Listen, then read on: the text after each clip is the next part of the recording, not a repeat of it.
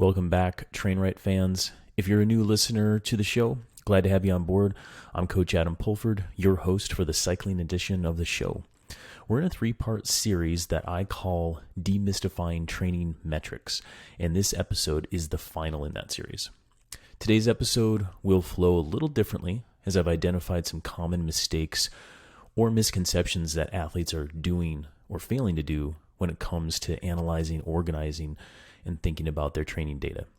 In part, I think the reason for these mistakes is that this field is evolving quickly, and it's challenging for many to keep up to those changes as you're doing your training, your life, your family, and things like that. In my opinion, it's up to us coaches and thought leaders in this space to continually educate athletes and more clearly show you how best to use these tools, and thus this 3-part series that we're doing here. Additionally, some of this can be really confusing for new athletes getting into the sport, and also for seasoned athletes who want to go deeper in their data and they realize they have to change their training to get more or different gains. Finally, I also think that there's some athletes who are just lazy about learning, and they see bigger numbers and they just want to use those bigger numbers to brag to their friends about what they're doing on the bike, and then they really get things wrong. And because they might be just tough or fast or something like this, we listen to them, and that's also wrong. So either way, my goal for you, the listener, is to get educated so that you can apply some of these learnings to your training to get faster, or to identify some BS when you hear it from your friends. So that said, let's get right into the show. Common mistake number 1, using normalized power to set training zones. Don't do this. Why? Well, standard training zones are set mostly around the aerobic glycolytic energy system for accuracy. So doing your 20-minute FTP test, that test is set up in a way so that you take the highest average power from that test, you subtract 5% from it, and you use that for your FTP. And we know that is a very accurate way to set the hinge point or to set up your training zones for accurate training. We'll get into that a little bit more later. But again, you want to take the highest average power from that FTP test to accurately set ranges, not the normalized power. If the normalized power is drastically higher during an FTP test, well, I'll still take the average power, and you also might want to just retest because the normalized power should not be higher than the average power. And the reason why we don't want to do this is looking at the normalized power can skew your training zones if you set your FTP by it. That's the primary aspect why we don't use it. And so to better understand that and to better understand normalized power, I think it's best to dig in and explore what it actually is, where it came from, and some of the nuances around it. Many people know the term normalized power, but do you really know what it is? Probably not. So let's look into it. Normalized power, what is it? It's an algorithmic function designed to give better insights to the cost of an effort during a ride compared to the average power alone. So what does this mean? Because cycling is never steady, truly, average power doesn't tell the whole story here.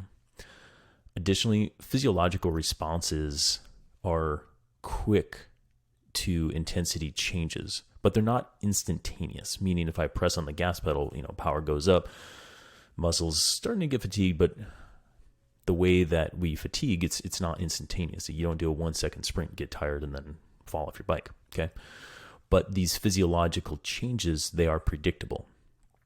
Normalized power considers these rapid accelerations, decelerations, the anaerobic and the aerobic effort, as well as these physiological changes. The physiological changes I'm talking about are things like glycogen depletion, lactate production and accumulation, stress hormone activities, things like this. It's pretty complicated, but it was designed by very smart people, and it works very accurately. Okay. And all of those things taken into consideration into normalized power, this gives us the better estimate of the cost to an effort given while you're riding or racing your bike. Without getting too deep in the weeds, when calculating normalized power, each data point in the selected range that you're looking at, meaning if you're on Training Peaks or WKO5 or some sort of analytical tool, if you go to your group ride or your race or your interval session and you select however long those intervals are or the race was, that's the range that we're looking at here. And so when you're looking at that range and you're looking at the average power and the normalized power, that normalized power is calculated using the aggregate of the 30 seconds before that particular data point for every single data point. Okay, essentially using a rolling average of 30 seconds to analyze each data point. Okay, now that can be kind of confusing, and most people don't really need to know how it works, only that it works. And it works really, really well. And I've really simplified how normalized power worked, even glossed over a few of the nuances. For those nerds who really want to learn how normalized power is calculated, I've linked to that in the show notes on our landing page at trainwright.com/podcast or trainwright podcast. So you can learn more about it there because there is some math involved. But in summary, on normalized power and how it is calculated, it is pretty complicated, but it really is based on this 30-second kind of like rolling average with fancy math that goes in, and it's taking into account how you fatigue and these physiological changes that are occurring during aerobic and anaerobic efforts. Okay, so it's taking in the highs and lows into the account to get that better estimate or cost that we're talking about. So going back to the question then, if normalized power is so good at doing this, why can't you use it to determine FTP? Well, as I said before, most training zones are mostly based on aerobic glycolytic energy production. You will have a more accurate training zone or zones if you base it on the more steady state, highest average power from an FTP test that is evenly paced.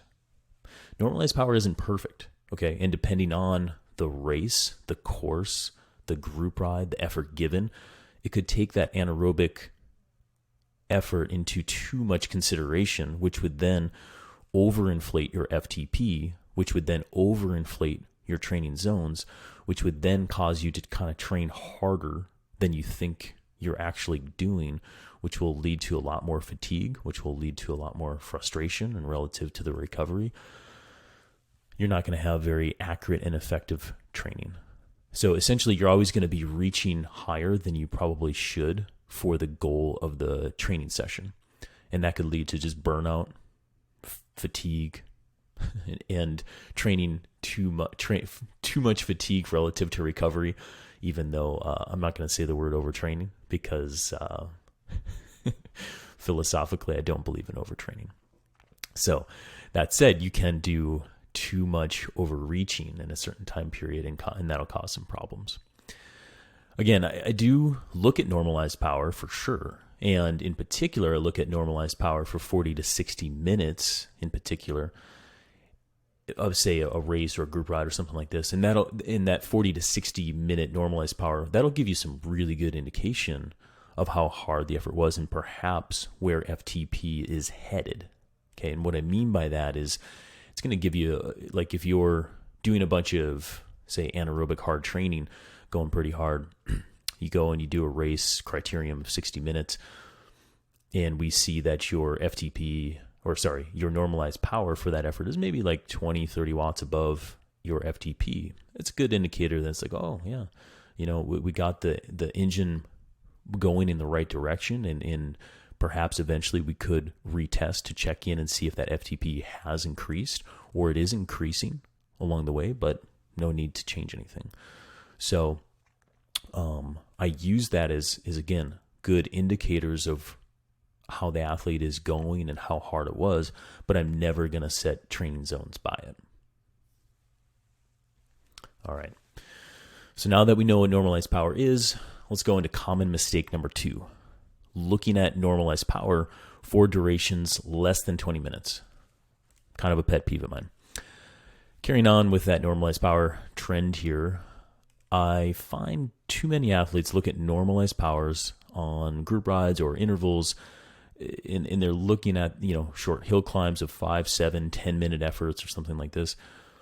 And they look at normalized power and they're like, oh, my normalized power for 7 minutes was 4:05. Don't do that. Why? Because it wasn't built for that. The algorithm wasn't designed for a use that is shorter than 20 minutes.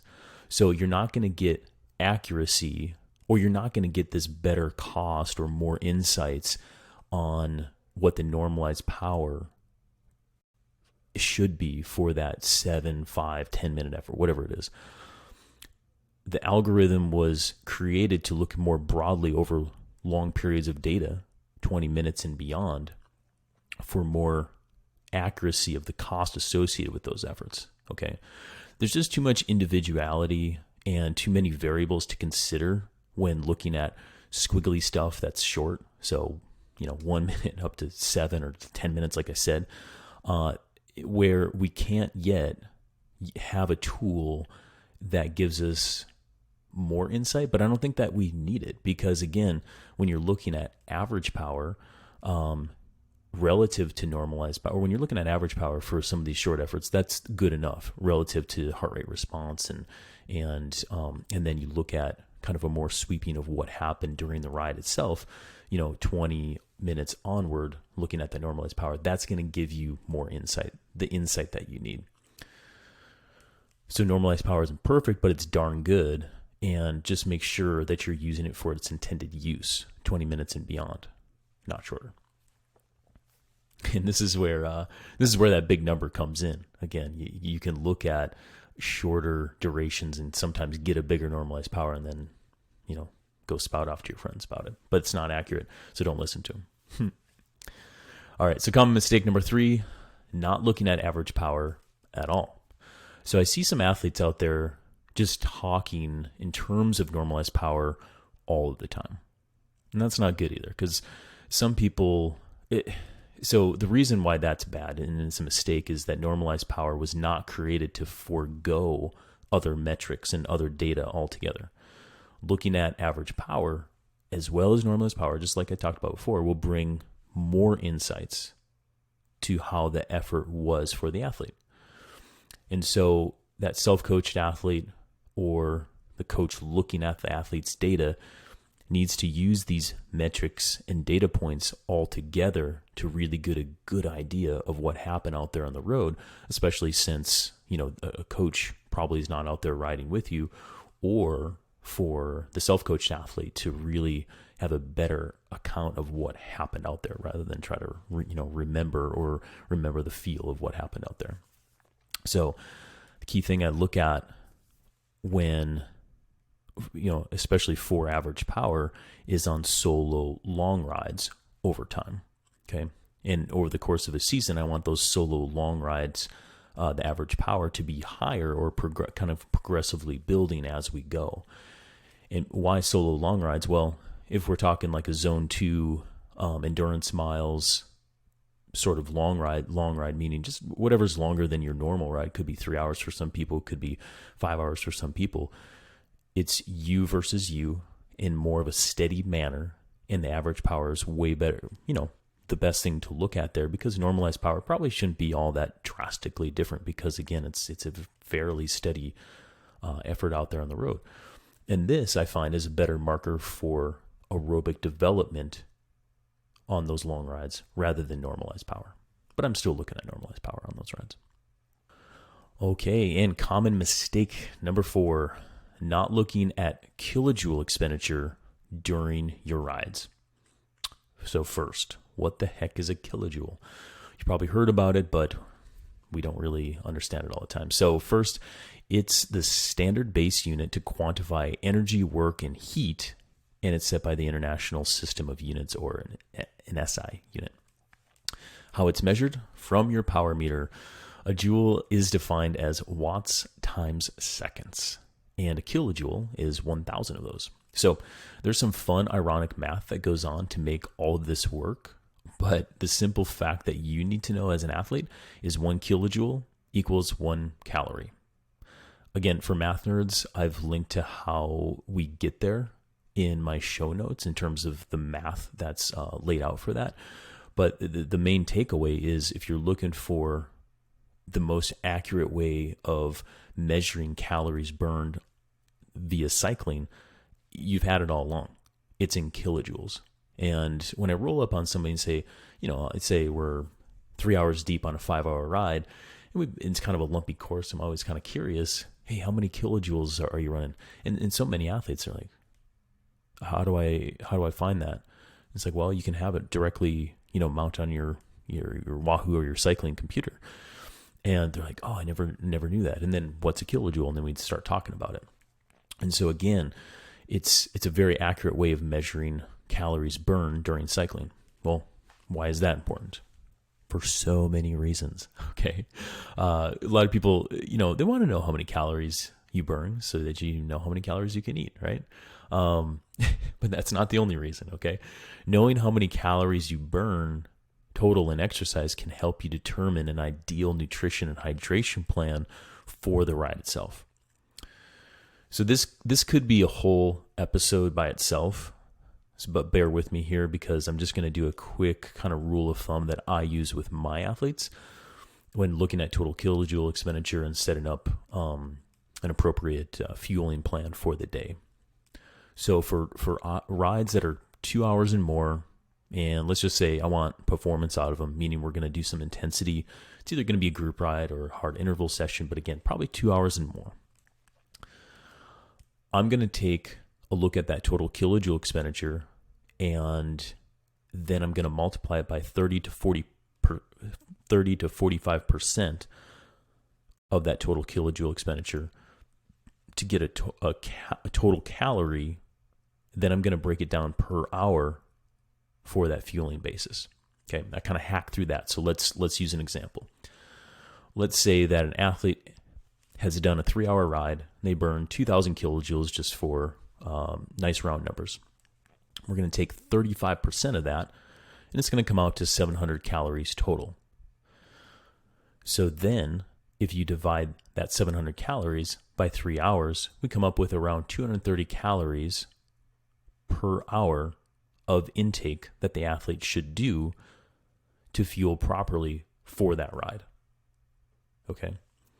This works for most people in terms of a 30 to 45% intake of output. And that output, again, is a kilojoule measurement based on your power meter. And some athletes can do more. I wouldn't go much less than 30%, especially if we're talking, again, 2 hours and more, and we want performance, meaning you're probably going to be going hard on this ride. So don't go below 30%, and over 50%, you might have some GI issue. But again, start to explore with those percentages or those ratios, and I think you'll find some really good success. And for those who have been having some problems either with GI issues or under fueling issues during a bike ride, start with these ratios, and also start with knowing how much kilojoule expenditure you have during a total ride, and that's going to really help you out. Okay. Knowing total calorie burn during exercise also can help you eat for your goals. Okay, so whether you want to lose weight, gain weight, maintain weight, or maintain performance over time, again, knowing how much you're burning is going to help you to know how much you can eat, not only for the celebratory meal post race, but also just kind of more of a longitudinal approach on a weekly, monthly, and yearly basis. Total kilojoule work done on the bike is also a really good way to measure workload. I'm going to expand on this like right now, and then we're actually going to come back to it on the final mistake. But I'm going to set it up for you right now. Okay, so if your biggest ride has been around 3,000 kilojoules, and then all of a sudden you do a ride that's 4,000 kilojoules. Okay, I'm just using kind of, round kind of some of these bigger numbers too. Okay, but I'm using round numbers to just make my point. So if you did a 3,000 kilojoule ride, and then all of a sudden you did 4,000, you did more total work than you've ever done before. Okay, we're talking like the biggest rides you've ever had before. And if you do more total work, you're going to cause more fatigue, then you rest, and then you get better. Remember from all the past episodes I've talked about training, stress plus rest equals adaptation, okay? And when you're stressing the system, you're doing work. You're doing aerobic work, okay? And pumping out more kilojoules is a really, really, really good measurement of work done. Again, as long as the power meter is accurate and accurate, calibrated, and consistent, we can hinge upon, we can make great strategies based on accurate numbers. Additionally, we can start to monitor work rates over time. So going back to this 3,000 kilojoule example, if you did that over the course of 5 hours, you simply take 3,000 divided by 5, and we get 600 kilojoules per hour. If you start doing 5-hour rides that are, say, 3,500 kilojoules total, that's 35 divided by 5 equals 700 kilojoules per hour. And this is more work per hour, which is going to give more gains over time. So you say, well, wouldn't your average power, maybe even like your normalized power, be higher on these rides that you're doing more work on? And yeah, it will be slightly, okay? But again, what I'm saying is it's not one metric that we're looking at all the time in order to get these insights on what's actually going on. Because you can do a 3,000 kilojoule ride in zone 2. You can also do a 3,000 kilojoule ride with zone 2 to 6 mixtures. Okay, so how you're actually producing that power and the total work done makes all the difference when it comes down to where the gains are being made for you as an athlete and for a coach looking at your data. Okay, so we'll put that total work concept to bed for a second. I'm going to go on to my fourth point here in terms of looking at kilojoules. So you can also estimate your long ride kilojoule expenditure for nutritional planning, meaning if you say on this, my theoretical numbers and examples here, if 5 hours has always been your long ride and you're planning on doing a 6-hour ride, here's how I work through again with my athlete of about how many kilojoules total or how many calories total we're going to need on the day, and that's all based on the projected kilojoules that they might do on this long ride. Okay, we do this by taking the total duration in seconds multiplied by the projected wattage that the athlete is going to do, and then simply divide by 1,000.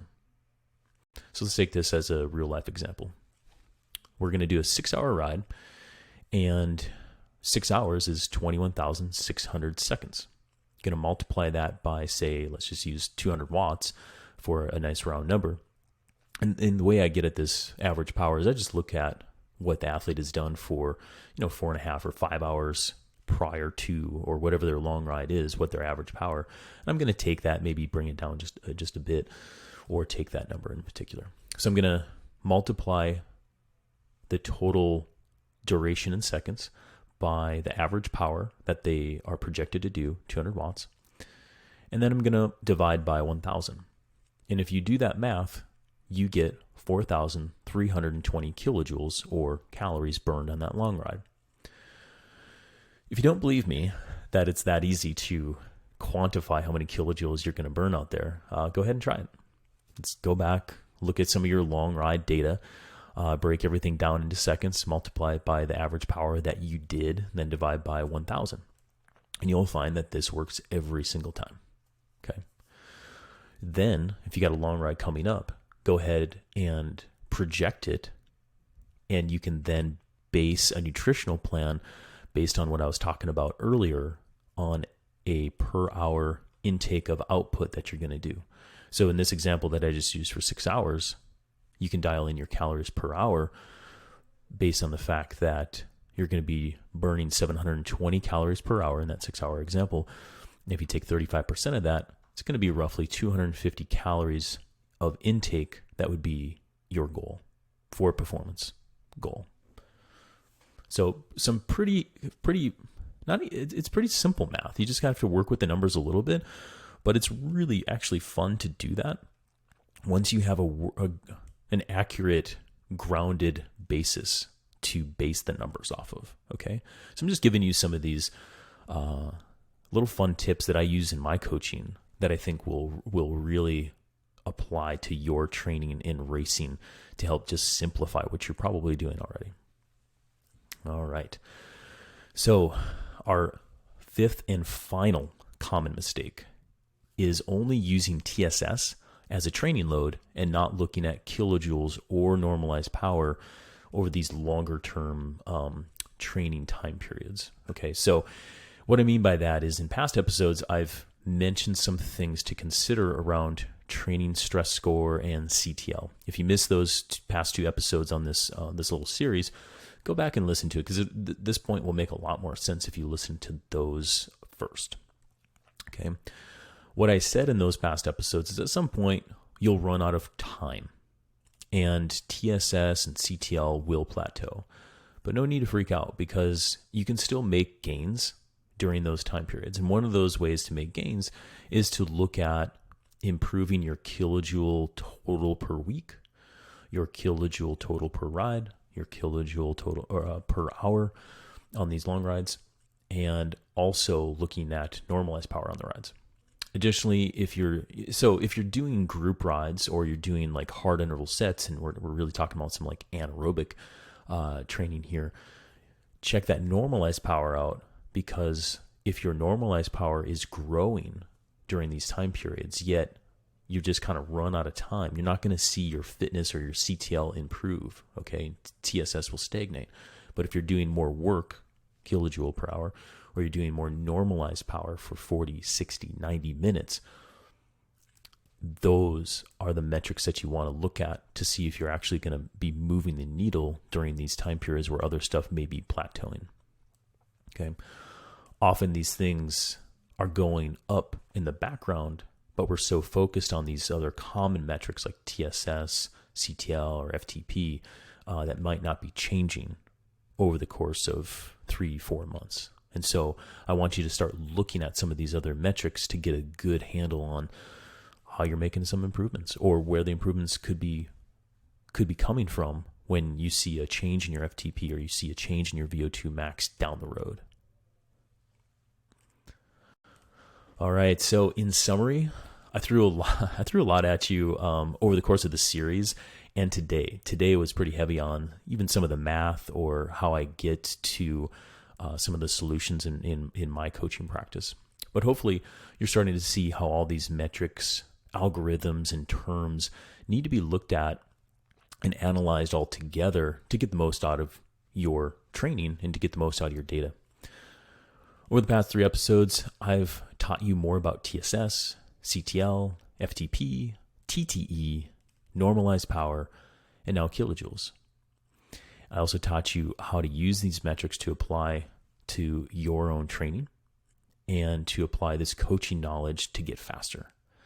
Today, I hope you at least learned that normalized power doesn't apply to efforts that are 20 minutes or less, and that kilojoules is not this like mystifying, like weird number.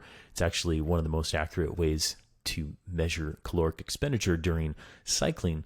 And there's a way that you can use that kilojoule expenditure to map out a very successful nutrition and hydration plan. And it's all based on your power meter that you probably have on your bike. If you want to use some of the same tools that I and fellow CTS coaches use to analyze and organize training data, I suggest getting the WKO5 software.